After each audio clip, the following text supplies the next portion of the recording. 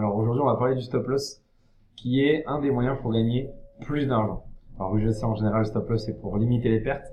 Mais là, dans cette vidéo, je vais vous apprendre à le placer pour qu'il ne soit pas mis à un endroit complètement choisi au hasard, donc pour optimiser le placement du stop loss. Et vous allez voir que optimiser le placement du stop loss, ça permet d'augmenter ses gains. En tout cas, quand on adapte la taille de l'eau à la taille du stop loss. C'est ce qu'on va voir du coup dans cette vidéo. Alors permettez-moi d'enfoncer juste une porte ouverte. Il est évident que plus le stop loss est large et plus votre taux de réussite l'est. Quelqu'un qui va acheter ici et qui va hésiter entre mettre un stop loss à cet endroit-là ou un stop loss à cet endroit-là, s'il choisit l'option numéro 2, et imaginons qu'il ne coupe pas son trade, il a quand même moins de chances de se faire toucher ici, plutôt que de se faire toucher ici, d'ailleurs, qui est touché à une ou deux reprises. Bon, ça, c'était quelque chose de nécessaire, de bien lier, donc de corréler taille du stop loss avec taux de réussite, et pas que un taux de réussite, dépend bien sûr de plein d'autres choses, mais à signal égal, un taux de réussite, un stop loss plus élevé garantit un taux de réussite plus élevé. Deuxième porte ouverte, du coup ça fera 2. La relation en fait entre la taille de la position et le stop loss. Il y a plein de traders que je vois qui tradent avec un stop loss fixe. Donc quel que soit en fait le signal qu'ils vont prendre, ils vont trader avec 20, 30 ou 50 pips de stop loss. Bon, ça a plusieurs problèmes. Le premier, c'est que le stop loss du coup n'est pas placé à un endroit stratégique. En gros, il est juste mis 20 pips plus haut ou plus bas que l'entrée, c'est tout. Et surtout, 20 pips, 30 pips, pourquoi? Parce qu'en fait, pas tous les marchés sont identiques. L'euro-livre est bien moins volatile que le GBP/USD. Du coup, il faudrait tout le temps adapter et trouver quel est le nombre de pips parfait. Alors bien évidemment, il y a des outils qui permettent de trouver le nombre de pips, donc en analysant la volatilité des bougies, par exemple en utilisant l'ATR, pour voir en fait quelle serait la taille de stop idéale en fonction de la volatilité actuelle. Sauf que c'est des outils qui sont pour moi beaucoup trop automatisés et qui vous déconnectent un peu de la mécanique du mouvement. Il faut adapter le stop loss à ce que vous voyez sur le marché, et c'est d'ailleurs ce qu'on va regarder après sur les graphiques. Donc quelque chose qui était important de noter, c'était donc ce petit tableau. Donc déjà, comment le lire? Donc ici vous avez un risque de 100 €, et là vous avez une colonne avec la taille du stop loss en pips et la valeur du coup du point en euros. Donc ça signifie que si je veux risquer 100 € et que je prends un trade avec un stop loss de 40 pips, j'aurai du coup une valeur de 2,50 € par pip. Donc si je gagne 10 pips, je gagnerai du coup 25 €. Voilà, ça se lit aussi facilement que ça. Alors ça signifie quoi? C'est important parce que au lieu par exemple de mettre un stop loss à, je sais pas moi, 40 pips, puisque vous avez l'habitude dans votre stratégie de mettre des stop loss à 40 pips, de temps en temps sur certains de vos signaux, vous pourriez peut-être mettre un stop loss à 20 pips, voire à 30 pips. Et ça change tout parce que pour une même stratégie, donc vous allez comprendre pourquoi c'est important d'avoir du coup un stop loss optimal. Pour une même stratégie, par exemple, qui donnerait un point d'entrée, imaginons à l'achat, ici, je sais pas pourquoi je change de couleur, donc la même stratégie mais avec deux stop loss différents. Quelqu'un qui mettrait un stop loss juste ici, donc imaginons un stop loss, alors j'ai ma souris qui meurt, enfin mon stylet, donc 20 pips en gros de stop loss, et l'autre du coup il mettrait un stop loss de 50 pips, les deux risqueraient 100 €. Comme vous le remarquez dans le tableau, celui qui met un stop loss de 20 pips, il aura 5 € du point. Celui qui met un stop loss de 50 pips, il aura 2 € du point. Donc ça veut dire que, même stratégie, même entrée, si à un moment donné, le trader, il est ici, enfin le trade, pardon, arrive ici, par exemple, à plus 20 pips de gain, le premier trader aura déjà gagné 100 €, alors que le deuxième trader ne sera que à 40 € de gain. Donc je pense que vous avez compris quel est l'intérêt, du coup, d'optimiser son stop loss et de le mettre à un bon endroit. Bien évidemment, le stop loss à 20 pips, comme on l'a vu, a moins de chances, en tout cas, il est plus sujet au bruit du marché que le stop loss à 50 pips, donc il y a aussi cette dimension à prendre en considération. Et puis, comme un stop loss aussi à 50 pips a moins de probabilité de se faire toucher qu'un stop loss à 20 pips, on peut aussi peut-être se permettre de risquer un peu plus. Par exemple, au lieu de risquer 100 € sur un stop loss à 50 pips, on pourrait risquer, par exemple, 150 €. Bref, il y a plein, en fait, de paramètres à comprendre et à prendre en considération pour vraiment avoir un trading optimal. Alors du coup, sur les graphiques, ça donne quoi? Bon, il y a plein de manières de rentrer, je ne pouvais pas toutes les énumérer dans cette vidéo, donc on va prendre 2-3 exemples, notamment les cassures de range, et puis après on va voir les rebonds sur support résistance et les retournements. Donc j'ai identifié 3 ranges sur une tétan H1 en me basant sur les bandes de Bollinger, et à chaque fois il y a une cassure, donc cassure par le bas ici, cassure par le haut ici et cassure par le haut ici. La question c'est quel est le stop loss optimal. Alors pour calculer le stop loss optimal et pour comprendre en fait le stop loss optimal dans un range, il va falloir s'intéresser à la manière dont le range s'est créé. Alors on va regarder le range tout à droite. Donc ce que l'on remarque, on va essayer de regarder en fait ce qu'on pourrait appeler des amas de bougies.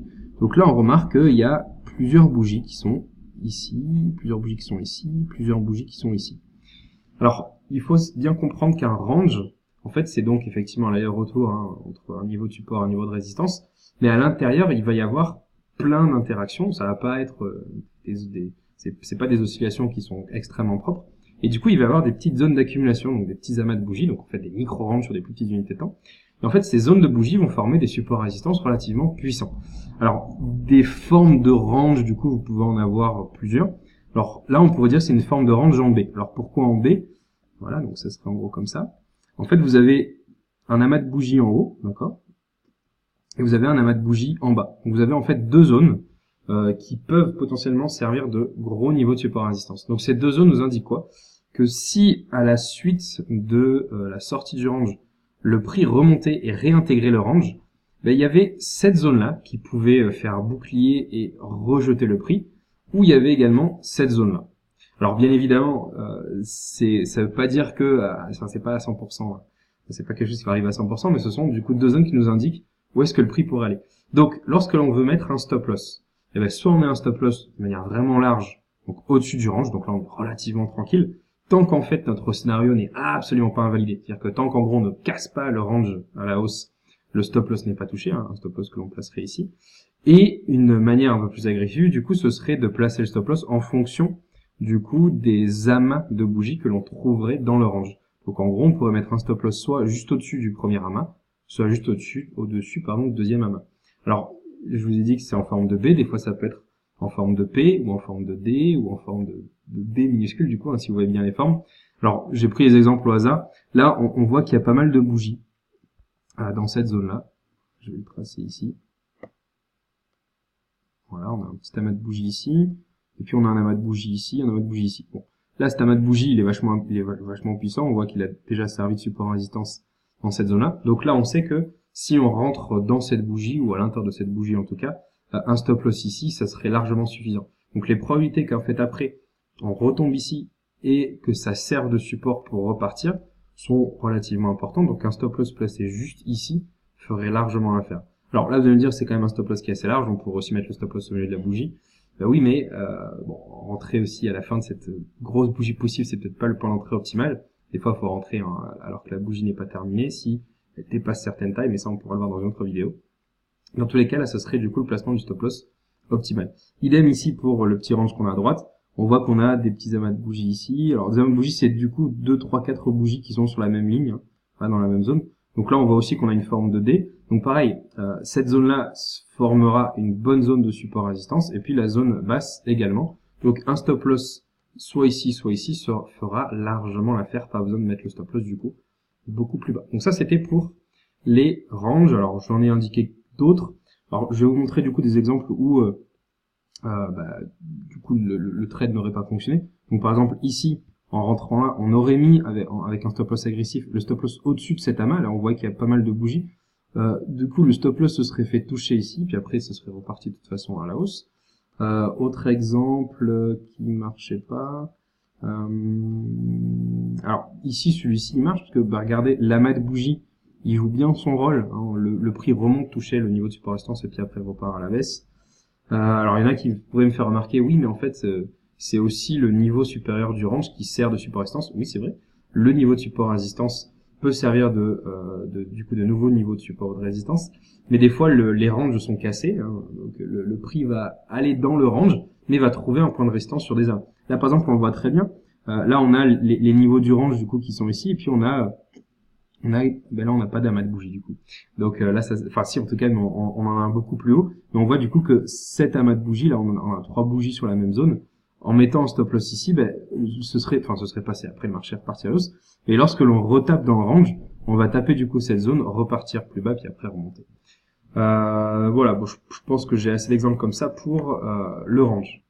Une précision quand même importante pour les ranges, le positionnement du stop loss dépend également grandement ensuite de la manière dont vous allez gérer le trade. Pour quelqu'un qui veut en fait juste profiter d'une impulsion, comme par exemple celle-ci, mettre un stop loss sous le plus bas de la bougie qui a cassé, ça marche souvent. Pourquoi? Parce qu'en fait, vous avez une première impulsion, et quand cette impulsion se termine, du coup, vous avez une correction qui se met en place, et certains traders vont sortir lorsque cette correction se met en place. Du coup, on n'a pas besoin de mettre un stop loss, on va dire, sous les niveaux d'amas, parce que on est déjà sorti du trade. Par contre, pour les traders qui, comme moi, vont essayer plutôt de laisser pousser les trades le plus longtemps possible, du coup, on peut prendre cette première impulsion, ne pas prendre de bénéfice, le marché redescend, tape le niveau de support résistance ou du coup les différents amas, donc les zones dans le range, pour ensuite repartir. Donc, il est bien évidemment important d'adapter ça à votre style de trading. Si vous voulez juste profiter d'une impulsion rapide, la sortie de range, vous pouvez juste mettre votre stop loss juste au niveau du plus bas de la bougie, ou même des fois au milieu de la bougie, ça marche très bien. Vous profitez juste de la première impulsion. Et puis ceux par contre qui veulent essayer de laisser traîner le trade un peu plus longtemps, il faut tenir compte du coup de ces niveaux pour laisser sa chance à votre mouvement. Alors pour ceux qui veulent trader les retournements, il est coutume de dire qu'il faut mettre le stop loss au-dessus ou en dessous du dernier plus haut ou du dernier plus bas. Donc en l'occurrence ici, pour les quelques petits exemples que l'on a, il s'agit, alors j'ai pris au hasard, hein, j'ai pas cherché à indiquer les endroits qui sont vraiment bien. Donc là, ça voudrait dire mettre un stop loss ici, mettre un stop loss ici, la cassure par le bas, là, ça serait mettre un stop loss ici, mettre un stop loss ici, et après on va voir sur le graphique. Alors il y a beaucoup plus intéressant en fait à faire. Il faut vraiment vous intéresser à la mécanique du mouvement et de comprendre quels sont les niveaux qui sont cassés lorsque vous prenez du coup une cassure de trendline ou en tout cas un niveau de retournement et que vous prenez du coup sur une réaction. Si on prend l'exemple de cette cassure-là, on voit que effectivement on casse une trendline, mais on va également casser ce niveau de support résistance et bon pour l'instant on ne casse pas celui-ci. Si on prend l'exemple de cette cassure, on va casser ce niveau de support résistance, celui-ci, celui-ci. Si on prend l'exemple de cette cassure-là, de cette trendline-là, on va également casser ce niveau de support résistance. Et ici, on n'en casse quasiment pas, il y a juste une espèce de petit range en gros que l'on a là-haut. Alors, c'est intéressant de les regarder, pourquoi? Parce que tout niveau de support résistance qui est cassé, potentiellement peut devenir un autre niveau de support résistance. Ce qui signifie que lorsque l'on rentre ici, au lieu de mettre un stop loss tout en haut, en fait, on pourrait s'intéresser aux niveaux qui ont été cassés. Et en fait, mettre un stop loss ici, ou voire ici, serait aussi légitime que de mettre son stop loss en haut du sommet ou en haut du plus bas. De la même manière que ici, au lieu de mettre son stop loss à cet endroit-là, on pourrait mettre le stop loss en fait au-dessus de cette ligne-là, voire au-dessus de cette amas ici. Voilà, un stop loss 6 aurait largement fait l'affaire et pourrait du coup suffire à tenir le trade. Alors encore une fois, plus votre stop loss est serré, moins votre taux de réussite sera important. Il est évident que mettre un stop loss au-dessus du niveau de support résistance, en tout cas du plus haut, ou en dessous du plus bas, sera plus intéressant. Mais bon, on est ici, on veut essayer d'optimiser les gains en mettant un stop loss un peu plus petit. Donc du coup, il faut que vous vous intéressiez au niveau qui a été cassé précédemment pour adapter votre niveau de stop loss.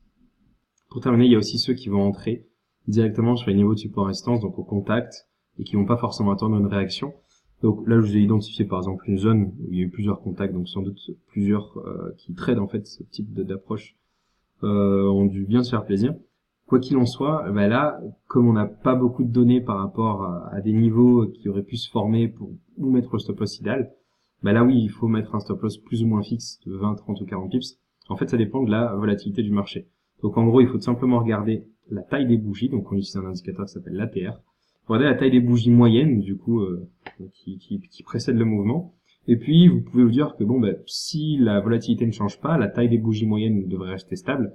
Et du coup, un stop loss qui est identique à une ou une fois et demie la taille moyenne des bougies sur cette unité de temps, ça devrait du coup faire l'affaire. Et ça vous permet du coup d'avoir des stop loss éloignés de la zone de repos, mais qui restent quand même logiques. Voilà, cette vidéo elle a été un peu longue, mais je voulais vous donner quelques pistes de réflexion et quelques bases du coup sur le placement du stop loss. Et je vous dis du coup à bientôt pour une nouvelle vidéo.